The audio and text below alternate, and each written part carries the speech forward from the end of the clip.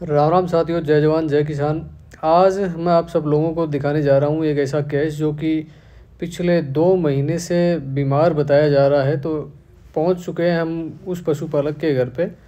और सबसे पहले हमने पशुपालक से पशु के बीमारी और पशु को जो इलाज अब तक दे दिया गया है उसके बारे में संपूर्ण जानकारी प्राप्त करते हैं, जिसमें पशुपालक ने हमको पशु को दी जाने वाली सभी प्रकार के लिक्विड, सभी प्रकार के जो इंजेक्टेबल हैं, सभी प्रकार के जो बोलस हैं, सभी प्रकार के जो कार्डे हैं और सभी प्रकार की जो आईवी थेरेपी है, लिक्विड थेरेपी है, बोतल इसको लगाई गई है।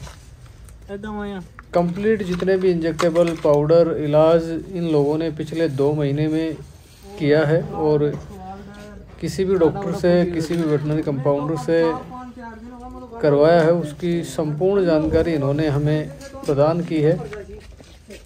और बहुत ही बढ़िया मानता हूँ मैं कि कई जो वेटनरी कंपाउंडर होते हैं और कई जो हमारे साथी हैं वो बिल्कुल पशुपालकों देखो यूँ लिख कर देकर जाते हैं, ताकि आने वाला जो वेटनरी कंपाउंडर या डॉक्टर है वो इसको भली प्रकार से देख सके कि पहले क्या कुछ दे दिया गया है इसको, इससे कि भविष्य के अंदर आगे ट्रीटमेंट करने में अपने बहुत ही आसानी होती है। तो इन सब के बाद में हमने जो भैंस है, भैंस का बॉडी टेम्परेचर लेना शुरू किया है। नॉर्मल जो पशु का बॉडी टेम्परेचर होता है, भैंस का जो नॉर्मल बॉडी टेम्परेचर होता है वो होता है 100 से 100.5 और इस भैंस का जो बॉडी टेम्परेचर है वो 100.1 के लगभग आ रहा है। तो बॉडी टेम्परेचर बिल्कुल सामान्य है, कोई किसी भी प्रकार का बुखार फीवर इसके नहीं है। इसके बाद में हमने इसका जो रूमन है, पशुपालक ने बताया है कि इसमें लगातार लंबे समय तक कई दिनों से थोड़ा बहुत आफरा बना हुआ है, कभी आफरा कम हो जाता है, कभी आफरा ज़्यादा हो जाता है। तो हमने इसकी जो रूमन की जो पीएच है, पोटेंशियल ऑफ हाइड्रोजन, पीएच की फुल फॉर्म होती है पोटेंशियल ऑफ हाइड्रोजन। हाइड्रोजन की जो दक्षता है वो नॉर्मल बफेलो के अंदर या फिर कैटल एंड बफेलो की अगर हम बात करते हैं तो जो नॉर्मल होती है वो 5.8 से 6.8 के बीच में होती है। मोटा मोटी अपन ये कहते हैं कि 6 और 7 के बीच में होती है।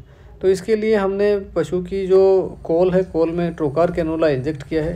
ट्रोकार कैनोला प्रॉपर इंजेक्ट हुआ है या नहीं हुआ है, इसके लिए हम इसमें चेक करेंगे कि इसमें जो रूमन में से जो आफरा बना हुआ था वो आफरा लगातार इसमें से निकल रहा है या नहीं निकल रहा है। इसमें स्मेल आएगी रूमन में अलग ही प्रकार की, जिससे हम ये कंफर्म कर लेंगे कि हमने जो ट्रोकार कैनोला इंजेक्ट किया है वो प्रॉपर रूमन के अंदर गया है। रूमन में से हवा बाहर निकालने के बाद में, आफरा बाहर निकालने के बाद में हमने रूमन फ्लूइड लिया है। रूमन फ्लूइड निकालने के बाद में हमें पीएच पेपर के माध्यम से, इसमें अपन एक तो पीएच स्केल आता है, पीएच स्केल, या फिर जो पीएच पेपर होता है, पीएच पेपर के माध्यम से हम पशु के रूमन की पीएच को चेक करते हैं कि इसके रूमन की पीएच कितनी है। नॉर्मल 5.8 से 6.8 के बीच में होनी चाहिए, अमूमन पशुओं के अंदर, नॉर्मल पशु में होती है। तो हमने इस भैंस के अंदर इसके रूमन का जो पीएच है वो चेक किया है। पीएच जो स्ट्रिप है इसके ऊपर ढलानदार अवस्था के अंदर रूमन फ्लूइड डाला है। डालने के बाद में कुछ समय तक इसको सुखाते हैं अपन, और सुखाने के बाद में जो रिजल्ट अपने सामने आया है वो आप स्क्रीन के ऊपर देख पा रहे होंगे।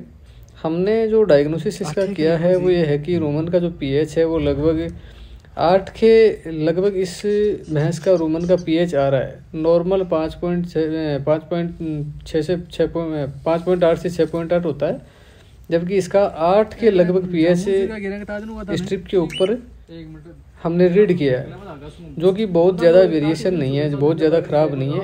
इस स्थिति के अंदर पशु इतना परेशान नहीं होता है। इतने इलाज के बावजूद पशु ठीक हो जाता है, लेकिन फिर भी ये पशु है वो ठीक नहीं हुआ है। तो अंत में हमने इसके रूमन के अंदर कोई आयरन होने की संभावनाएं भी व्यक्त की है कि लोहा भी खाया हुआ हो सकता है इस भैंस के। तो इसकी जानकारी के लिए हमने जो अपना आयरन डिटेक्टर है, आयरन डिटेक्टर से हमने इसके रोमन साइड जो है, रोमन और जो रेटिकुलम जो साइड है उस साइड को हमने चेक किया है आयरन डिटेक्टर के माध्यम से।